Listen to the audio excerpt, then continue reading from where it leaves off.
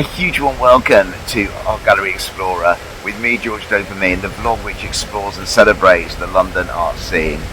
And today is a Monday review where we explore one of the hot new shows on in London at the moment, coming up.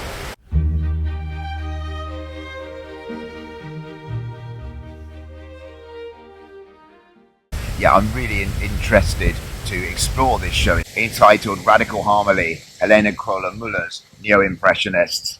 This exhibition is going to bring together a selection of works from Helene Kröller-Müller's collection in the Netherlands, focusing on that offshoot of Impressionism, Neo-Impressionism.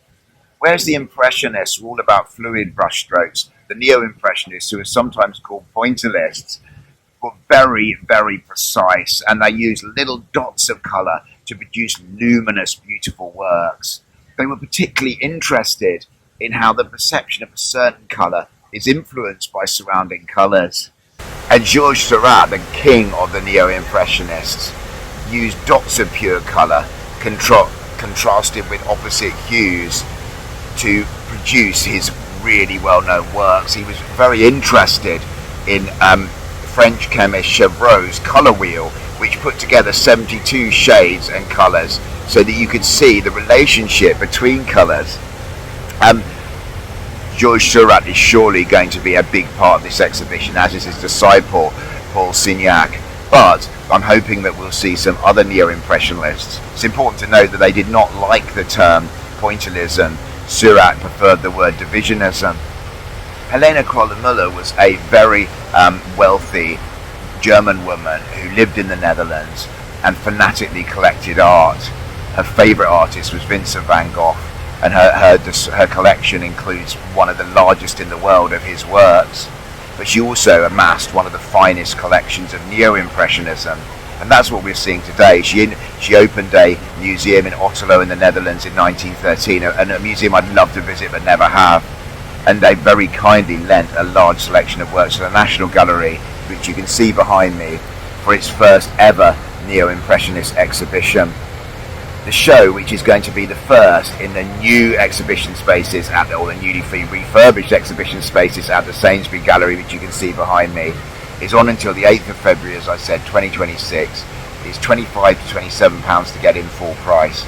Super excited for this one. I'm going to try to bring you everything that I can from the show, in case you're not able to visit. But if you can get down here, come and join me as we head inside the Sainsbury Gallery's new exhibition spaces.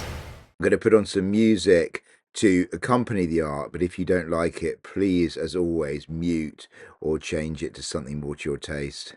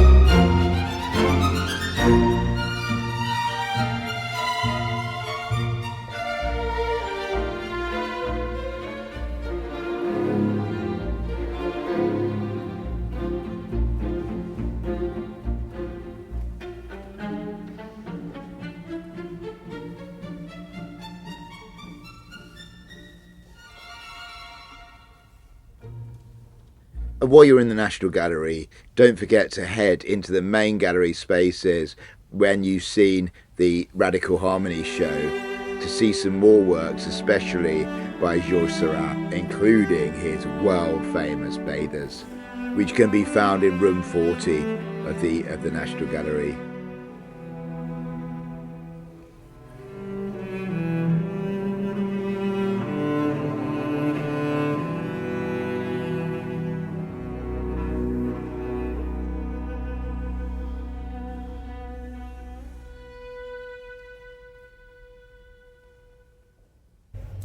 Goodness me, art lovers, I did need that, and I think I bought you every single work, by the way. I needed it because the news, both nationally and internationally, has been unrelentingly grim for what seems like an incredibly long time now. And so I often use art as an antidote to that. And this exhibition certainly was an antidote. It lifted the spirits with the beautiful colours, and often did take me away from reality. So I do recommend that you go. I always think about these shows in terms of the good, the bad, and the beautiful. And if we start with the good, there are so many good things to recommend about this show, which is why I do recommend it overall. I actually wanted to start with the new exhibition spaces in the Sainsbury wing of the National Gallery. This is the first show that's been put on in these new spaces, and they were really good, I thought. I love the purples and the sort of creamy greys, which set off the works magnificently. And they were a really calm and beautiful place to view art. It was actually one of the most pleasant art viewing experiences I've had in London for a good long time. But that is very good news going forward, because these spaces are going to be putting on shows at the National Gallery for many decades to come. In fact, I had a really weird moment thinking about all the magnificent art that we're going to hopefully see in these spaces. Secondly, it was really well curated with 7 coherent themes which flowed well throughout the show. Thirdly, I was surprised at how many works of art, in a good way, were not from the Helene Kröller-Müller collection. So if you have been to that, it's not like you're just going to go and you're just going to see this show on tour type thing. There were lots of judicious loans, plus a few, as you'd expect, works of art from the National Gallery's own collection, which enriched the show. I have to say as well, obviously, the highlight of this show in many ways was the beautiful, gorgeous use of colour in some works, and that was just. There were works where I gasped at the beauty, and I'll explain a little bit more about that in the work that I've chosen as my favourite. So that was really good, and also there was such a range, because this is the biggest Neo-Impressionist show that we will see in London. There was a huge range of artists beyond the really big names, the Seurats and the Signacs, etc. So I do recommend it. It's going to be the best Neo-Impressionist Pointillist show that we'll have in London, I think, in my lifetime. So do get along if you're interested in that art movement, or if you're interested in modern art generally. Also, in terms of the good, I should add, I really like the way that, you know, although Pointillism, Neo-Impressionism had quite strict and constrained rules, artists did not stick to these rules, and many artists lengthened brushstrokes away from dots, allowed the spirit of Neo-Impressionism to infuse their works, but were certainly not restricted by it, and that was really good to see. In terms of the bad, there's nothing bad about the exhibition in my view. I mean, some of the art is not great, and that especially is when the Neo-Impressionists use their pointillist or divisionist techniques, as they prefer to say, to paint people. For me, Neo-Impressionism is a landscape art form. The people are stiff, they're like mannequins almost. They're kind of not alive. Now, I don't mind stylized portrayals of human beings. That's the style of many artists. You know, they do not have to be realistic. I mean, think about, you know, someone like Francis Bacon. But these figures were a bit disappointingly rigid, and they didn't, for me, come alive. So for me, Neo-Impressionism is a landscape art form. The works of landscapes are of exquisite beauty. Now, I'm going to be very contradictory when I talk about the beautiful, because this work was the one that made my heart beat fastest in terms of the colour, and it does involve people, although you can't see their faces, and I think it's an exception to what I was saying about that in terms of people, but I absolutely adored this work. Don't forget, while you're at the show, to go and see the Seurat in the main gallery as well. Overall, I would give this exhibition an 8 out of 10. It's not, the art isn't for everybody, and as I say, some of the art is not great, but as a exploration of Neo-Impressionism and the fact that this is the first Neo-Impressionist show in London, I really recommend it. So do get along. I think that maybe £27 is a bit steep. I spent exactly an hour in there. 25 is good, and that's how much it is at non-peak times. Thank you ever so much for watching. If you enjoyed this vlog, do check out my last week's London show, which was Millet Life on the Land, which you can see in combination with this because it's free at the National Gallery, and I think that then makes the Neo-Impressionist show really good value. Thank you for watching. Do stay tuned every Monday for more vlogs, and there'll be some more vlogs coming up from Hamburg as well. I'm off to buy some tea now from Fortune & Mason, so I will see you next time. Thank you.